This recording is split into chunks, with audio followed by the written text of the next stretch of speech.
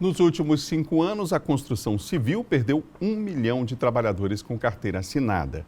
Um estudo aponta que de 2014 a 2018, a construção civil registrou uma queda de 27,7% no período.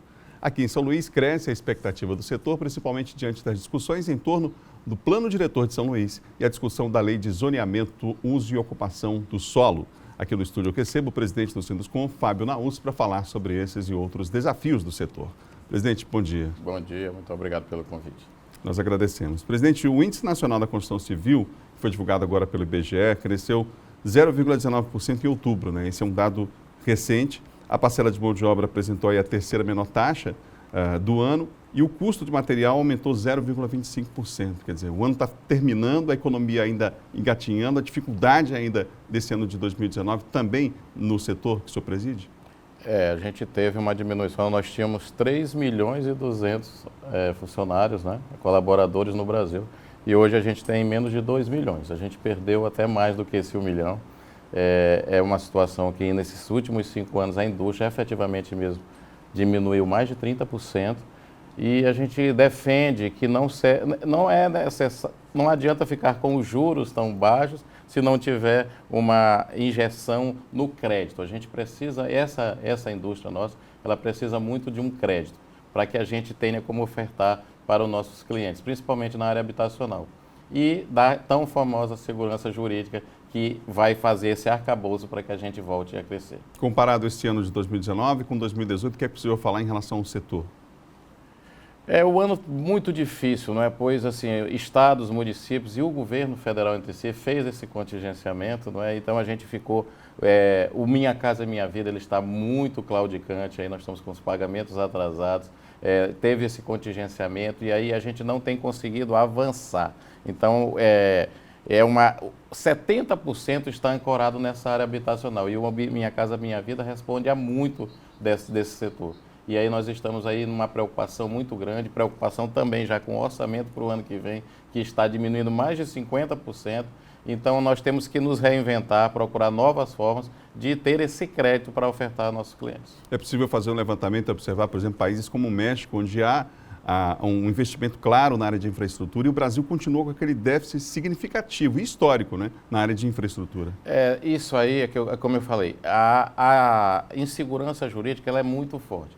Porque existem muitas parcerias públicas. O empresariado ele passa a investir e aí alugar ou ter a concessão, não é, para poder usar aquela ferrovia, rodovia.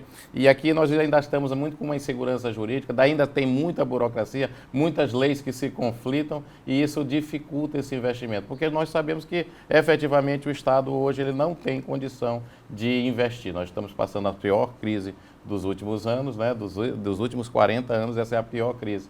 E aí a gente tem que efetivamente procurar essas parcerias públicas, mas nós temos que buscar essas seguranças, principalmente jurídicas. Presidente, há uma discussão aí sobre o plano diretor da cidade de São Luís, documento importante, a discussão também sobre a lei de zoneamento, uso e ocupação do solo. Como é que o sindicato, a categoria, tem se colocado nesse debate? Nós participamos efetivamente, talvez incomode até um pouco, mas a gente nunca perdeu nenhuma reunião do Conselho, a gente faz parte do Conselho das Cidades e a gente vinha há mais de 5 anos, no mínimo, discutindo o uso e a ocupação do solo. Só que o macrozoneamento ele venceu em 2016. Aí se retornou tudo para voltar. O que é o macrozoneamento?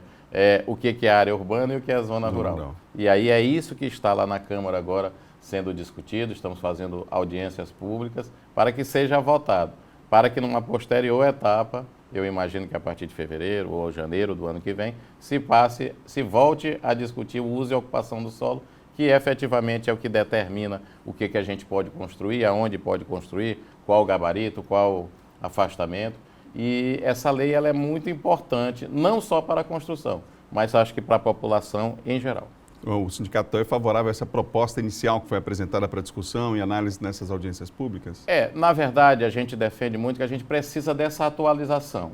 Apesar da gente participar do CONCID, nem tudo que a gente defendia está lá. Foi a melhor proposta, são 31 entidades, é bem plural, foi a melhor proposta que se conseguiu, não é? Fazer um acordo ali, vamos dizer. Cada um levou sua vertente, houve audiências públicas, foi escutado, gerou um relatório, foi votado de novo. E esse é o que não é o ideal, mas assim, você atualizando essa lei, ela é muito importante para nós. Isso a gente pede até para entrar nesse viés que eu acabei de falar, da segurança jurídica. Nós estamos aí desde 1992 com essa lei, nós tivemos uma pequena atualização em 2006 e agora a gente precisa efetivamente atualizar, modernizar para que dê condição do Maranhão receber vários empreendimentos. Quais são os ganhos dessa modernização? Isso pode gerar, de fato, emprego, renda aqui no Estado? Eu imagino que sim, porque a gente está tentando determinar efetivamente na área da litorânea, aonde você pode construir, o que é duna, o que não é duna.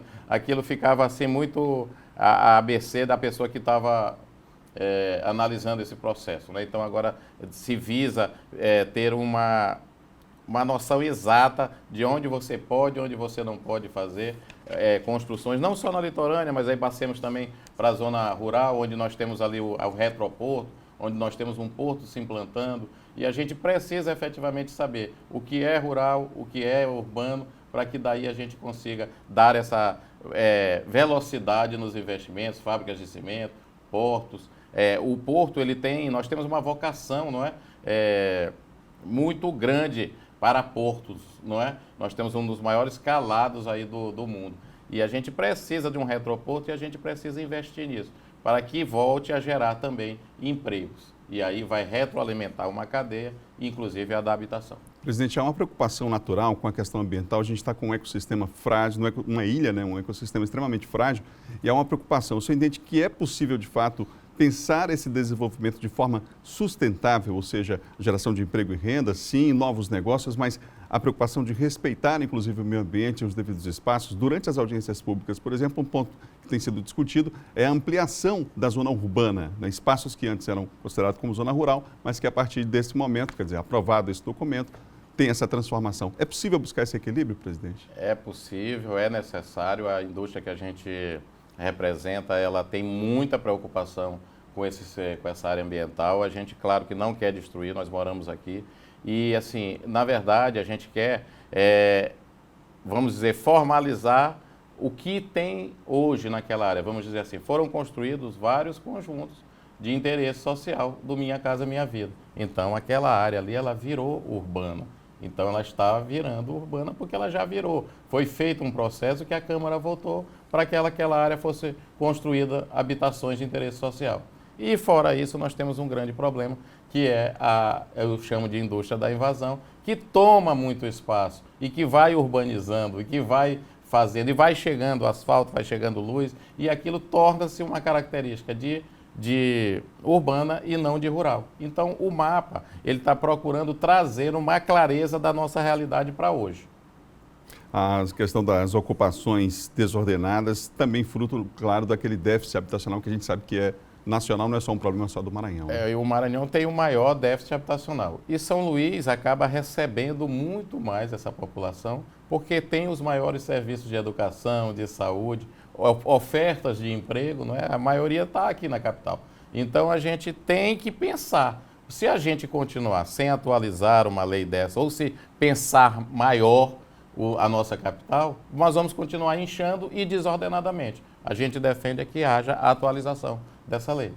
Nós vamos aqui no Bom Dia, claro, ouvir outros segmentos da sociedade também, já que é uma discussão extremamente importante para a cidade que todos nós queremos, né? E aí a gente pensando cidade, São Luís, no sentido mais amplo aí de toda a região metropolitana. Eu conversei aqui com o presidente do Sinduscom, Fábio Naus. Obrigado, presidente, pela entrevista. Eu que agradeço.